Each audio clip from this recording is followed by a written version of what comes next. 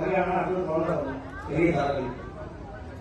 சரி, குழந்தை வந்துருச்சுன்னா அடுத்து குழந்தை நல்லா படிக்கணும். குழந்தை படிச்சிருச்சுன்னா அதுக்கு கல்யாணம் ஆகணும். அது கல்யாணம் ஆச்சுன்னா அதுக்கு வேலை கிடைக்கணும். அப்புறம் பேரன் கல்யாணம் ஆகணும், பேரனோட பையன் கல்யாணம் ஆகணும்.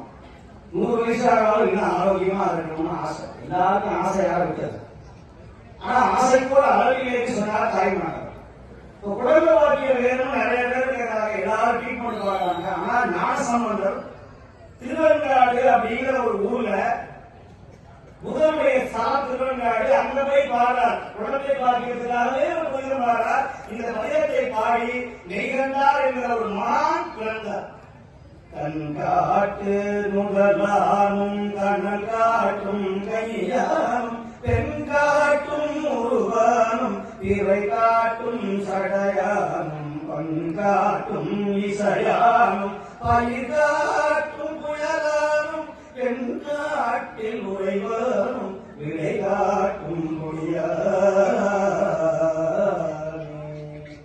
சரி சாமி, எல்லாரோட முக்கியமான விஷயம் கையில துட்டு காசு